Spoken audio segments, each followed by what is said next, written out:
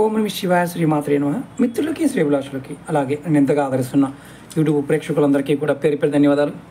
మిత్రులారా, మీ అందరికీ పరాదేవత ఎలవెలలా మీతో ఉండి మీ మనోవాంఛ నెరవేర్చాలని మనస్ఫూర్తిగా కోరుకుంటున్నాను. మనం ఈరోజు దసరా సమయంలో ఈరోజు రాత్రి రేపు ఉదయం 10:30 లోపు ఈ పరిహారం చేయాలి. ఇది ఇంట్లో చేయవచ్చు, వ్యాపార సంస్థలో చేయవచ్చు.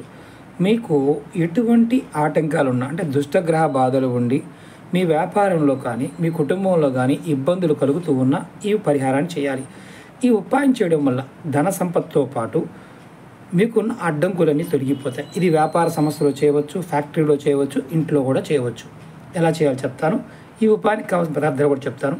చెప్పిన విధానాన్ని అంటే మీరు అర్థమైతే చేయండి, తూచా తప్పకుండా చేయండి. మంచి ఫలితాలు ఉంటాయి. అలాగే మీకు ఈ వీడియో నచ్చినట్టు లైక్ చేయండి, ఛానల్ని సబ్స్క్రైబ్ చేసుకోండి, పక్కనే ఉన్న గంట సింబల్ని యాక్టివేట్ చేసుకొని 10 మంది మిత్రులకు షేర్ చేయండి. ఎలా చేయాలో చూపిస్తాను. ఈ ఉపాయానికి మట్టి మూకడి కానీ, మట్టి ప్లేట్ కానీ, మట్టి ఇలాంటిది ఆరతి ఇచ్చేది కావచ్చు, సాంబ్రాణి ధూపం వేసేది కావాలి. అలాగే 5 బిర్యానీ ఆకులు కావాలి. అలాగే 7 పువ్వున్న లవంగాలు కావాలి. అలాగే కర్పూరం, మామూలు కర్పూరం, ఇది పచ్చ కర్పూరం చూపిస్తున్నాను మీకు నేను. ఇలాంటివి 7 కర్పూరం బిళ్ళలు కావాలి. దీనిని మీరు ముందుగా చూపిస్తాను నేను. కర్పూరాన్ని 7 బిళ్ళల్ని ఇలా మట్టి ముక్కులో వేయండి. తర్వాత ఈ 7 పువ్వు ఉన్న లవంగాలని కర్పూరం పైన వేయండి. తర్వాత 5 బిర్యానీ ఆకుల్ని పైన వేయండి. ఇలా వేసిన తర్వాత మీరు మనసులో అమ్మవారిని తలుచుకొని తర్వాత రామనామాన్ని రామ్ రామ్ అనుకుంటూ మీరు దీన్ని వెలిగించండి. వెలిగించిన తర్వాత చూపిస్తాను మీకు ఏం చేయాలో చెప్తాను, జాగ్రత్తగా చూడండి. నేను వెలిగిస్తాను.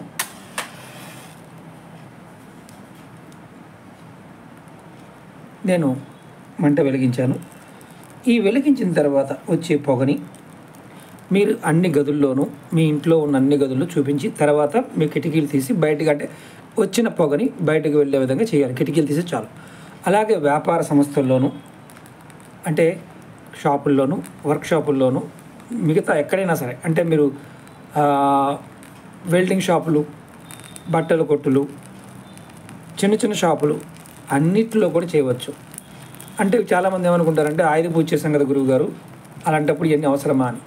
ఇది చేయటం వల్ల, ఇది చేస్తూ, అంటే ఇది పట్టుకొని మీరు తిరుగుతున్నప్పుడు మనసులో రామనామాన్ని జపించేయండి. ఎవరికైనా హనుమాన్ చాలీసా వచ్చినా, బజరంగ బాణ్ వచ్చినా అనుకుంటూ మీ ఇంట్లో తిరగండి, వర్క్షాపుల్లో తిరగండి, అంటే ఏదైనా ఫ్యాక్టరీలో కూడా మీరు తిరుగుతూ ఈ పరిహారం చేయండి. ఇలా చూపించాలన్నమాట అన్ని గదుల్లో. దీనివల్ల మీ మీద ఏదైనా దేవతా కట్లు ఉన్నా, ధనానికి సంబంధించిన కట్లు ఉన్నా, అలాగే ప్రేత పిశాచ బాధలతో ఇబ్బంది పడుతూ ఉన్నా, ఎవరైనా మీకు తెలియకుండా మీ మీద ప్రయోగాలు చేసినా అవి ఆటోమేటిక్గా తొలగిపోతాయి. అమ్మవారి యొక్క అనుగ్రహం చేత మీరు మీ మనసులో ఉన్న సమస్త కోరికలు నెరవేరుతాయి. ధనానికి, ధాన్యానికి సంబంధించిన ఇబ్బందులు కూడా తొలగిపోతాయి. అలాగే ఇది కాల్చిన పౌడర్ని ఏం చేయాలి, ఈ పౌడర్ని మీరు డస్ట్బిన్లో పడేయచ్చు.